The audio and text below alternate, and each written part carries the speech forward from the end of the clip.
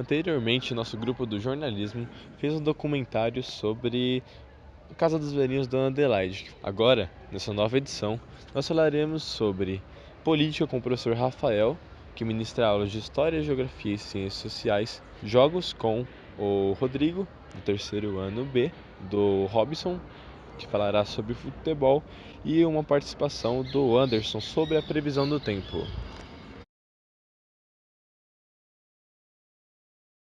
Também a crise política. E estamos aqui com o professor Rafael, que nos falará mais sobre o assunto. Ok, muito obrigado pelo convite, Vitória. Bom, o assunto então que você me apresenta aqui, tanto de crise política quanto crise financeira, é dos mais complexos aí para a gente trabalhar nessa atualidade, né? Até mesmo que estamos vivenciando, ainda estamos dentro da crise financeira como da crise política. O que é importante a gente pensar, né, e ter aqui como horizonte, inclusive, dessa compreensão do que é uma crise ou o que é a outra, é entender principalmente esses fenômenos de modo separado.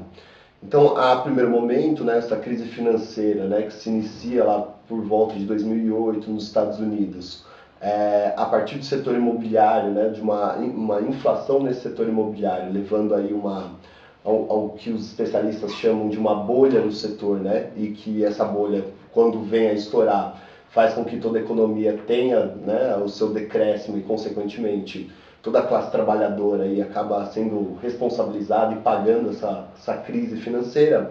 Não será diferente o resultado de 2008 nos Estados Unidos chegando no Brasil em 2016. Para ser até um pouco mais detalhista, né, se a gente observar ano a ano, né, de 2008 para cá, vamos perceber nitidamente, né, como essa crise imobiliária então estadunidense refletiu consecutivamente dentro da Europa, depois na Ásia, chegando finalmente na América. Se lembrarmos inclusive de alguns pronunciamentos, né, da gestão ainda PT no ano de 2002, se dizia que essa crise chegaria para nós como uma leve brisa, né, como algo muito tranquilo. E realmente era muito tranquilo em 2012. Porém, ano sai, ano entra, essa crise chega em 2016, então, no seu lado, na sua faceta mais acentuada e consecutivamente, forçando aí um maior exercício, um maior esforço, seja do governo, seja dos trabalhadores, para conseguir sobreviver dentro desse prejuízo que o capitalismo trouxe para nós a partir de 2008. Quando você coloca a crise política, né, e aí os telejornais adoram associar um fenômeno ao outro, temos que ter muito cuidado, né? Se observarmos as eleições de 2014, a crise política que vivenciamos hoje, após o impeachment, né, ou o golpe, né, já falo disso com mais detalhes, mas essa crise política ela já estava evidente em 2014, principalmente no segundo turno, entre Dilma e Aécio. A partir de então, se a gente conseguir entender, né, que mesmo com a eleição do PT, existe dois projetos políticos bem distintos de país, seja do PSDB, seja do PT, e não estou aqui para julgar qual seria o projeto político mais adequado, né? O cidadão ele tem a livre escolha exatamente para poder julgar o que ele crê mais adequado, mas já fica evidente, desde a eleição e no pós-eleição, como essa disputa entre dois grandes partidos se tornaram cada vez mais acirradas, e aí sejam com atos, sejam lá com os panelaços, enfim, com as diferentes táticas que cada um desses partidos vão utilizar para enfraquecer o outro lado, né? Bom, o importante é a gente conseguir chegar em 2016, onde essa crise financeira já tinha chegado a nós, e aí consecutivamente se aproveita de uma crise financeira que não é de origem do antigo governo, mas é uma causa internacional, para justificar e inclusive culpar aqueles que estavam no governo pela situação complicada que o país vive. O que é importante a gente pensar, e é independente se é golpe ou se não é golpe, se foi um impeachment ou se foi um golpe de Estado, é a gente conseguir entender o que levou a Dilma a esse processo, né? As famosas pedaladas fiscais. Há pedaladas fiscais? Há pedaladas fiscais. E é entender que uma pedalada é um rearranjo, né, se a gente pode assim utilizar, de investimento de um setor para o outro. essas práticas ocorreram, foi provado, e o que levou aí o processo de impeachment. A questão se torna mais delicada se a gente pensar não nessa crise política em questão de disputa de PT e PSDB, mas principalmente conseguir entender que essa crise política ela é de uma falta talvez de representatividade de nem PT nem PSDB. Enfim, o cenário está em aberto. Esse cenário agora que fica em aberto deixa para a gente uma grande dúvida na questão dessa crise política. Vejo que a crise política é muito mais do que a disputa entre esses dois projetos de país. Mas penso que essa crise política está mais ligada à falta de representatividade do cidadão em relação à política. As eleições municipais agora mostraram muito bem, né, em relação às abstenções, um número alto que existiu, quase cerca de 40% em cada município. Então vejo essa crise política para além, né, nem PSDB, nem PT. É uma falta de identidade do povo em conseguir ver nos políticos alguém que realmente faça e consiga levar à frente os interesses coletivos e não como a gente vem acostumado aí desde o início da nossa colonização, partidos e pessoas que governam para interesses próprios. Então é um assunto, enfim, poderíamos passar aqui algumas horas conversando sobre o assunto, mas por hora o que dá para a gente conseguir analisar é que infelizmente vivenciamos duas crises, uma internacional e financeira e uma interna e política que tem aí um caráter histórico no país e que para a gente sair dessa confusão agora, vejo alguns anos ainda para conseguir resolver esses problemas. Creio que teremos muitas entrevistas ainda para poder falar sobre o assunto, ok? Muito obrigado.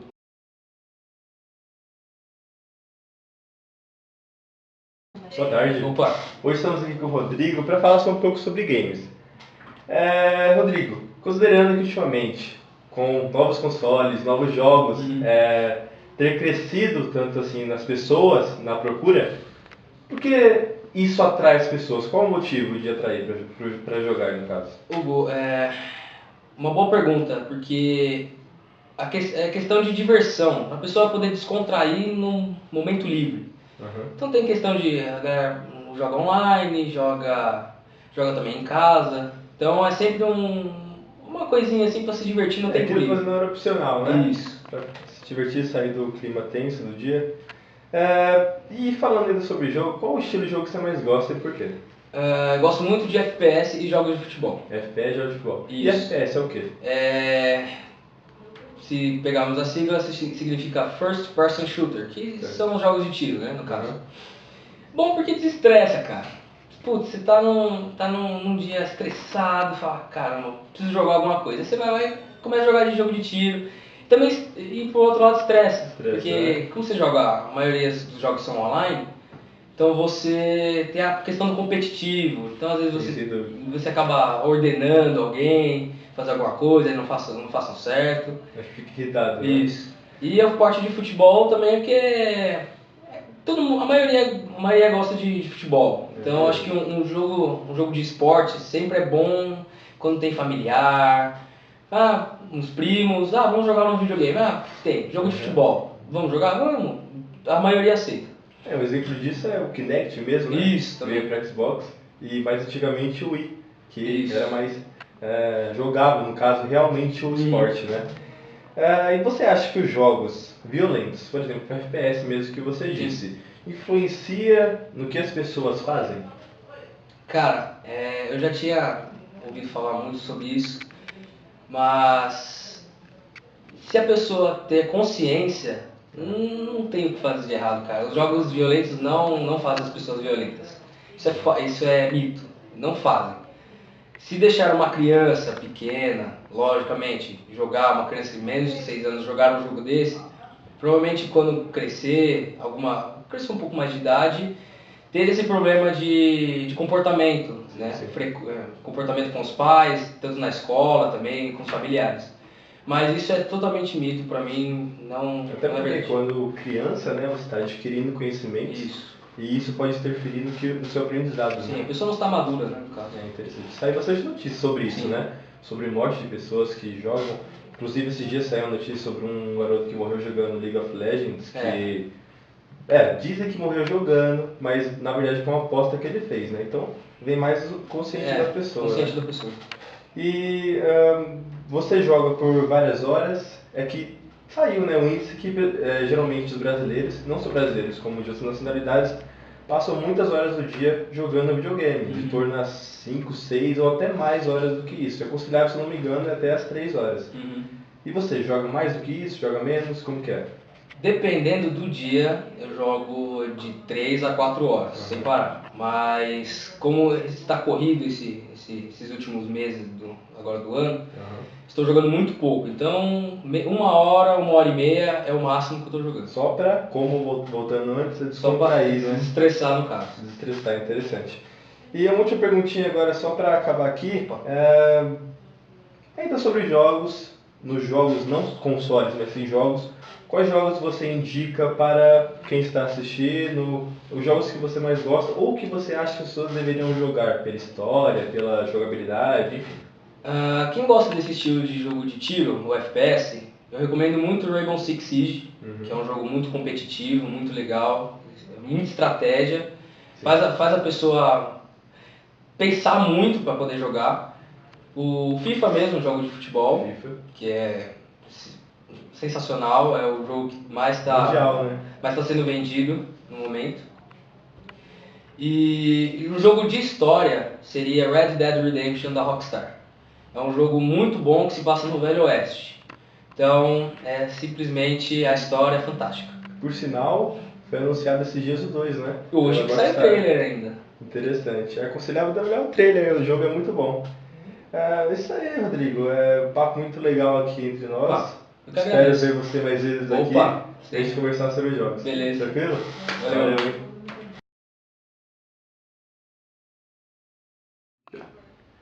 Olá pessoal, estou aqui para falar da previsão do tempo. Hoje, o dia amanheceu com 16 graus, a tendência é de ir aumentando a temperatura e a máxima não passa não de 24, tá? Para amanhã é a mesma coisa, sol entre nuvens e a máxima fica entre os 24 e 25 graus, isso para todo o ABC, tá ok? Até mais pessoal, bom dia!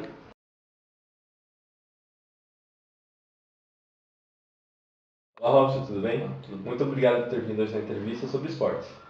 Eu gostaria de perguntar para você inicialmente, considerando que, com o tempo, os jogadores brasileiros, jovens, estão indo mais precocemente para fora do Brasil, jogar lá, por exemplo, no Real Madrid ou no Barcelona, e jogadores que eram considerados ídolos, ícones dos times, como por exemplo Palmeiras, que era o Marcos, e Rogério Ceni, do São Paulo, aposentaram, acabou aquele coisa de ídolo, certo? Alguns times ainda têm, mas pode dizer que os ícones maiores, que eram o Rogério Ceni, Marcos, Juninho, Pernambucano, acabaram aposentando. Você acha que com o tempo, com o passar do tempo, esses jogadores jovens foram priorizando mais o dinheiro do que o amor pelo clube? Sim, eu acredito que não somente o dinheiro seja um grande atrativo para que os jogadores daqui do Brasil vão para outro país, Sim. mas eu acredito também que isso acrescenta muito no currículo deles, porque eles vão para outros países e acabam aprendendo novas culturas, novas línguas, e assim, não apenas o dinheiro, eu acho que o dinheiro também seja um grande atrativo. Antigamente nós não víamos muito com frequência isso acontecer, mas nos dias de hoje sim, acredito que muitos jogadores estão sendo atraídos pelo dinheiro, pela fama, porque eles não se contentam ser famosos apenas aqui no Brasil, mas eles querem ser famosos mundialmente e também acrescentar muito ao seu currículo, como por exemplo, é o que eu já falei, referente à língua, né, novas línguas, novas culturas. Então eu acredito que isso também tenha causado a ida de muitos jogadores aqui para o Brasil para jogar no time de outros países. Até mesmo quando eles voltam, trazem muitas experiências, uma grande carga de experiência então, de outros países. Certo. E você acha que isso pode ser alterado com o tempo? Você acha que pode surgir novamente um novo ídolo no Corinthians, no São Paulo, no Santos? Sim, eu acho que o Brasil é um país que forma, é, podemos dizer aí, anualmente, muitos ídolos, né? Nós temos muitos jogadores bons nas categorias de base de vários times e acredito que o Brasil seja uma fábrica de bons jogadores. E acredito que tem muito a exportar muitos jogadores ainda para outros países e o Brasil ainda pode revelar grandes jogadores até mesmo para jogar aqui nos times, né, Sim, sim. do nosso país. Inclusive, a maioria dos países lá fora, né, dos times dos países, acabam pegando jogadores jovens do Brasil porque sabem que eles vão dar lucro para o time. Por exemplo, o Gabriel Exatamente. Jesus, né, começou agora a carreira, super novo, já foi lá para fora. Então isso que é interessante. Realmente, e nós vemos que até mesmo antes desses jogadores serem revelados em grandes times, na própria categoria de base, eles enviam até olheiros para estarem observando esses jogadores e antes que eles possam ingressar em um grande time, eles já pegam esses jogadores e levam para outros países.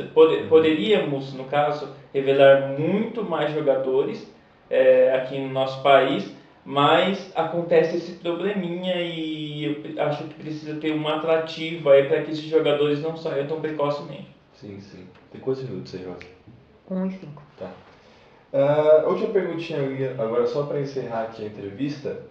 Você acha que o futebol brasileiro está ultrapassado, visando que lá fora grandes times, como por exemplo Barcelona, Bayern de Munique, estão com equipes assim super fortes, com Lionel Messi, Neymar, Suárez. Você acha que as equipes brasileiras, por exemplo, no caso de um mundial de clubes, você acha que eles têm chance de jogar contra esses times, de frente a frente, conseguiram a vitória, conseguiram o mundial no caso? Ou você acha que as equipes brasileiras estão ultrapassadas? Olha, eu acredito que o futebol brasileiro está um pouco ultrapassado na questão técnica, porque nós vemos os outros países, como a Alemanha, por exemplo, nós até nos livramos da infeliz, Sim, sim.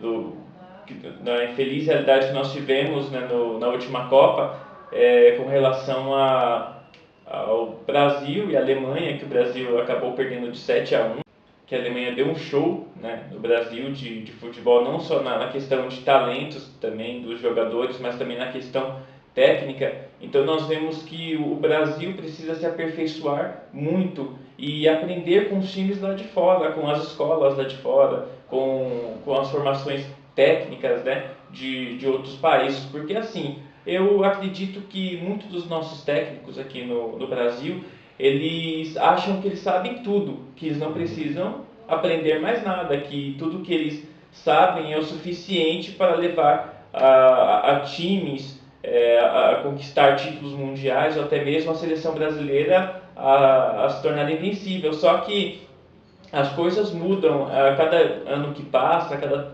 época que passa, nós vemos que eles se aperfeiçoam cada vez mais nos outros países com relação à parte técnica do futebol. Então, eu acredito que os jogadores eles devem ir ou seja, os treinadores devem ir aprendendo um pouco em outros países, mas a parte técnica do futebol, como temos um exemplo aí do Tite. O Tite passou uma temporada fora e voltou agora assumindo a seleção brasileira e nós podemos observar que já fazem 5 jogos, né, se eu não me engano, 5 jogos, que o Brasil ele não perde uma partida. É bem diferente de uns tempos atrás, né? Como por exemplo a Copa do Mundo, que foi horrível para nós, né? E como jogos medíocres que o Brasil estava jogando em amistosos, por exemplo, ou até nas eliminatórias para a Copa, né? Exatamente. Então eu vejo assim que se os técnicos buscarem se especializar mais e aprender com os outros times de outros países, tem muito a acrescentar e muito a aperfeiçoar os times aqui no Brasil e até mesmo a própria seleção brasileira para conseguir aí ainda títulos importantes. Ok.